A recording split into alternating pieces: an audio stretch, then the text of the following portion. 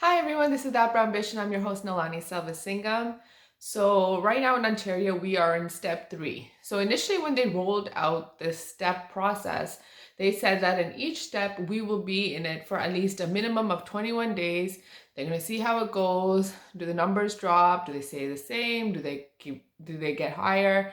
And then they're going to decide whether we move on to the next step.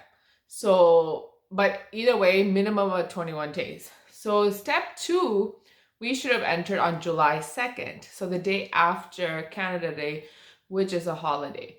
And I remember sitting there, and this was, I think, on the 29th of June. I remember sitting there and talking to Akash, and he's like, "Oh, we're moving into step 2 tomorrow."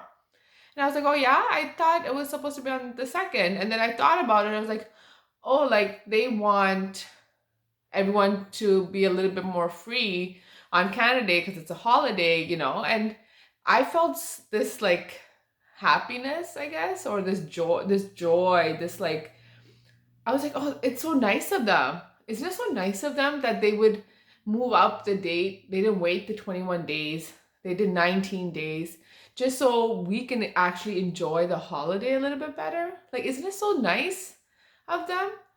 And I was like, hold on 1 minute. Just hold on 1 minute. Is this not like some form of twisted Stockholm syndrome? Like, isn't that what this is? Like, they've kept us cooped up for a year and a half, basically, on and off, but mostly off or on. Mostly cooped up is what I'm trying to say.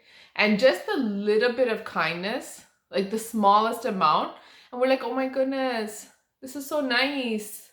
Like, I don't know if anyone else felt that way, but I definitely did. And I thought it was so twisted. It was so messed up that I actually felt happy about it. And I thought, like, this was such a nice gesture, you know? And the government, I mean, I think we can safely say that they have completely effed up this entire situation. And yes, I understand this is the first time something like this has happened and blah, blah, blah. But if this is not the worst possible way that this could have been dealt with, then I don't know what is. Okay, like I know, okay, you lock down your borders, locked. I do this because still tens of thousands of people were still crossing the damn US border and coming into Canada for work. I don't know what work they're doing that they can't do it from home. They can't do it remotely. Like, what is it exactly that you're working? You live there, but you're working here for, and you keep crossing for work. What is it? Like, unless you're a truck driver and you're like, it's like import export, like other than that, and you're driving back and forth, what else could there possibly be? Tens of thousands of people. And yet they didn't allow our teams, the Raptors, the Blue Jays, the Leafs. Well, the Leafs eventually kind of worked it out because they did their own like Canada division. But that's only there's other teams that are in Canada as well. The Raptors don't have that. The Blue Jays don't have that. And they didn't let them play at home, even though these athletes are pretty much or probably would be safer than these randos that are just crossing the border like all the time for work. Work.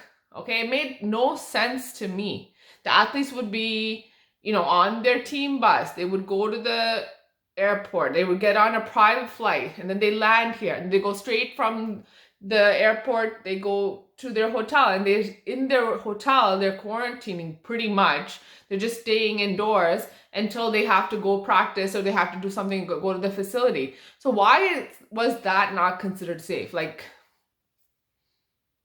I don't know. But at least now the Blue Jays are home. Finally, they finally agreed.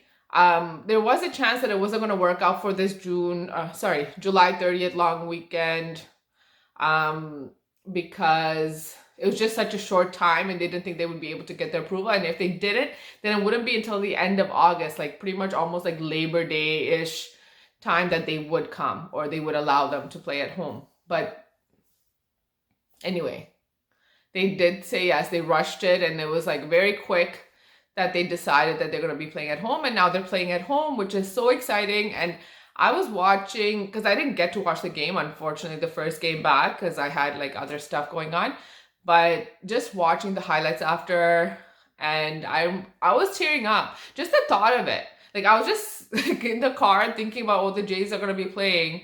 They're gonna be at home. And can you just imagine the emotion that they would be feeling? Like I would, if I was a professional baseball player, I would be a wreck. Like I would be like like I would be so like I don't know how you could just hold that in. I don't know. And Charlie Montoyo, I saw the clip of like him like crying, and I mean I don't even want to get into how I feel about Charlie Montoyo, but I mean like he was tearing up. Like he was legit tearing up, like not just a little bit. Okay, so I mean it's just such a big moment, and they're 2-0, you know, and so far at home, like their actual home. And you know, who knows like what this record could have been if they were playing at home the entire time. Because like if they played in Buffalo, there were so many, like whenever they played Yankees and stuff, which is obviously they're in our division, so we play them quite often. There would be more Yankees fans there than there were Toronto fans. And then same goes for Boston. Like everyone was traveling to come watch, and I feel like our home games were like how Raptors road games are. You know, it's mostly the road teams fans that were there to celebrate, so, and to cheer them on. But yeah, at least they're home now and they're playing. And the government, dude, I don't know. I'm hearing talks of another wave. I don't know if it's the fourth one now or the fifth one or sixth. I don't know. I don't know. But I cannot do this lockdown shit no more. No more. And I got both of my vaccines. I got it. I'm still being safe. I'm not going around hugging everybody, but like,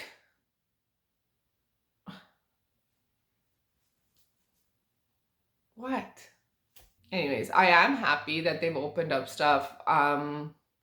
Especially like I like really my eyebrows needed so much work, and I mean I went once to get it done, but I feel like now it's going back again. I really need to go back. But my arms, like I don't wax my arms often. Like it's very rare, and I don't shave it at all because I feel like it's just too much work, and I don't want to get into the habit of always having to shave my arms. But it had been a really long time since the last time I had waxed, and to the point where like even Akash, who never says anything about body hair, like he never mentions anything, he never complains, he never says anything, and this wasn't even a complaint, but he looked at my arm and he was just like, did your arms always look like this? Because like I usually like I it grows long, like I never wax it unless I have something actually coming up. I'm never like, oh my arm hair is really long, I should go wax it now. Like I don't do that. Like, so for me it was just like okay, whatever. But for like the fact that he was like your arms look different, you know, like I haven't seen it get this bad, I guess is what he was trying to say. But yeah, it was nice to finally get my arms waxed. And my legs, there were moments there where again I get lazy to shave, but the weather is nice, so you kind of have no choice. But there was moments there where my leg hair was so long, it was literally generating, like if I wore like cotton pants or like, you know, like pajama pants, it was literally generating like static electricity. Like that's how long it was. Like I could feel it. Like when I pull my pants, like the leg, I could feel my hair like sticking to it and also coming with it. Like that's how like it was bad. It was really bad. But it's better now. So one of the great things about everything being open now, they were doing patio dinners, and like the restaurants did have patio, but not all the restaurants did it. And when it's patio, like it's limited, like, you know, like a lot less people can I mean like they can accommodate a lot less people. So they finally opened up a little bit more, and we went out to dinner, me and a friend of mine. We went out to dinner, and I was really looking forward to this because it'd been a while since I'd gone out to eat. Skip the dishes, Uber Eats, you know, those things help when you just want it, when you're getting food and you just want to have something other than just, you know, the same stuff you have all the time, which was great. But being out and being at a restaurant, that vibe is completely different, and it doesn't replace that vibe. And I miss that vibe because I love eating out. I think I've probably mentioned this once or twice before, but I love it. Like I love eating out so much. I just like the entire vibe. I don't know. everything about it. I love it. So I was so excited, and we made reservations at a restaurant in Ajax. And we went to the restaurant and we sat outside. It was like relatively, like it was a nice day. So we sat outside and it was like a weekday, right? Like just like a weekday evening dinner. And we were having our meal, and I was sitting with my back to the makeshift, like a makeshift wall, I guess, right? That like the edge of the outdoor patio. And so from where I'm sitting, like I can see like I can see people, right? Like that's the kind of spot I'm sitting in. I can kind of I have a view of the land. I have the the layout. I can see the layout. So I'm sitting there, and then I glance over to my right, and I see like, hey, like I know this person, I know this person from school, or I know this person from somewhere. And then I look to my left, and hey, there's more people here that I know. And I'm like, first of all, it's a Wednesday evening. Okay, like why are you guys out? What are the chances? And you had to you had to make reservations. So we all happen to make reservations around the same time as well. So it's not just like, it just makes the coincidence even more. So like, what the heck? So I know you. Okay, great. That's fine. I'm still enjoying my meal. But I'm sitting there, and the food comes, and sitting like right here, if you guys can picture, like right here, there's a table, and it's a brown couple, and the guy's back is facing me. Okay, so they're very they're like probably one of the closest tables to us. So they're sitting right there, and the chairs that they had outside were, so there's like the back support, and then there's a space, and then it's the actual seat. So the full back is not covered. Okay, so there is a gap here where you could see the other person's lower back. Okay, and this person had about 2.5 inches of ass crack showing. Yeah. 2.5 inches of fucking ass crack. Like, I did not wait all this time to come out to eat at a nice restaurant to only be having my meal with the view of a fucking ass crack. An ass crack.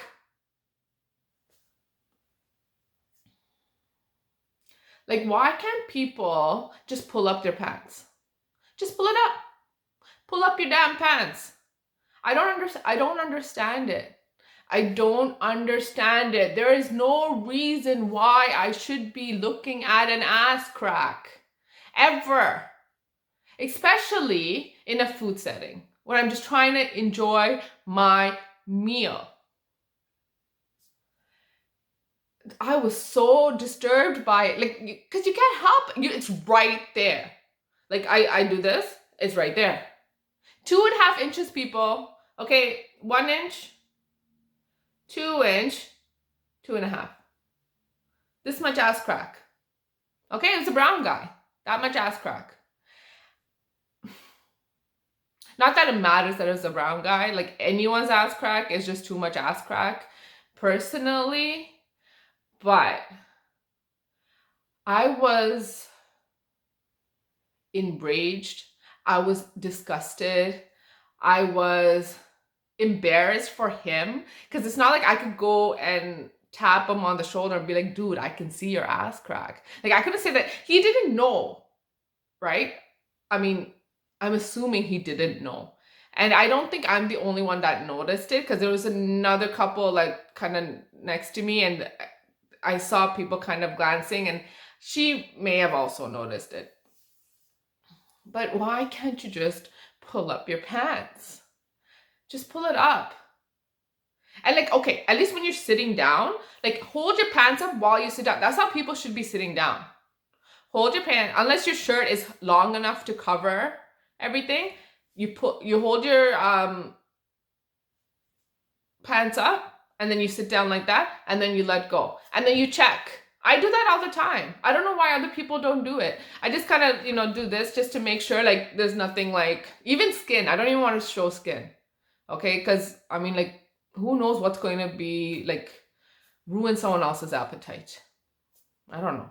So like, it's just a courtesy, just a common courtesy to not show your ass crack at dinner time. And I came home and I remember telling Akash like I need to tell you, Okay, so I saw, and he knew the people that I recognized. So I was just like, so there's three things, I saw this person sitting over here, I saw this person sitting over here, and here was an ass crack. Okay? And I told him, and he was like, why were you looking? Excuse me, but I am the victim here. Are you blaming me? Like,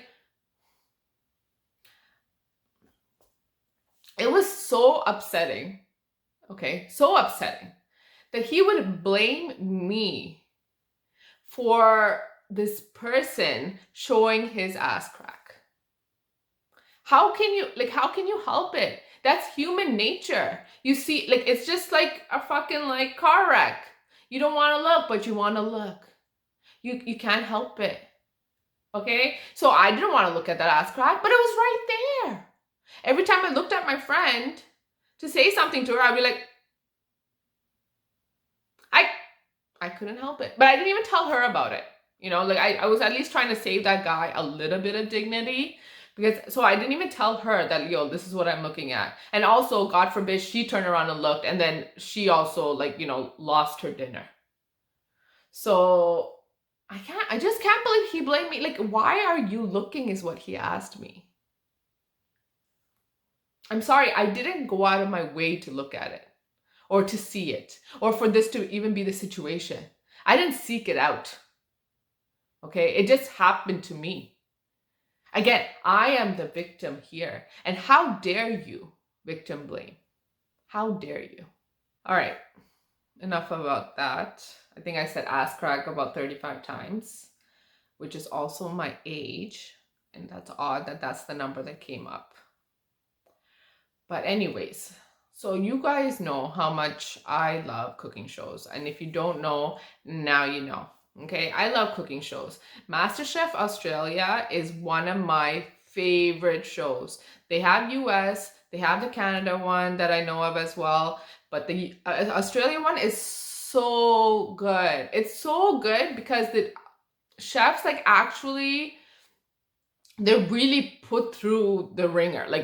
They have so many competitions. They compete in so many things in order to make it to the end. And at the end, the food that they're preparing, it looks fantastic. It's unbelievable, how much they've learned and how much they've grown.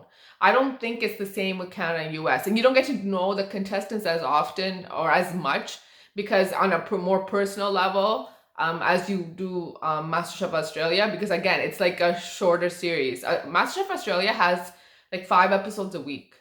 So you really get to know them. And so the Australia one just ended recently and thoroughly enjoyed the season, of course, like always. And the US one is currently going on. And I usually don't like watching the US one. It's 1 episode a week. They do one competition, so one cooking challenge, and the worst one goes home. Okay, so that's it. They don't have multiple levels to it. It's just kind of boring for me. But anyway, I was watching it because I was also gonna I knew I was gonna miss Australia when it was done, so I started watching it. And the last episode I watched, they had a cooking challenge where they have this mystery box challenge, and there's 5 ingredients inside that mystery box. And the challenge for this one was to make a dish including all of those ingredients. That was the challenge. And so they did the challenge, and there was one guy who, poor guy, he had used all 5 ingredients. 4 of them were in the dish that he had, and with one of the ingredients he had made a butter, compound butter, which he had put in the fridge. And he forgot to get that compound butter out of the fridge before the time ran out. It just totally slipped his mind, which is understandable. It happens, okay? It happens. Now, he was in the bottom 3 because of the fact that he had left out one ingredient. Because that was the only reason. Because they do go around kind of tasting everyone's, and then they decide who are the top 3 and who are the bottom 3. And he was in the bottom 3 just for that purpose. So once they decide, okay, these are the bottom 3, they tell them to come up with their full dishes, and then they actually fully, properly eat their food. And they ate the food and they loved his dish. They loved it, okay? They thought it was delicious. He had missed out an ingredient though, okay? And then they asked him to bring that ingredient as well. They tried that. They also thought that was delicious. So again, I understand the challenge was to use all 5 ingredients. He had only used 4 of them. So, okay, fine.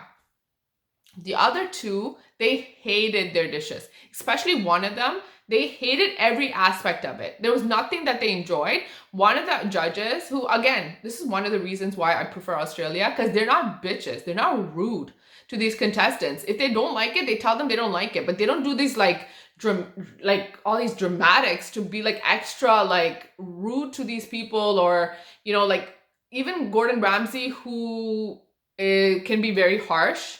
And although he's apparently a really nice person in real life, but Kitchen, what is it? Hell's Kitchen, don't even think about it, because that one, like, he's a tyrant.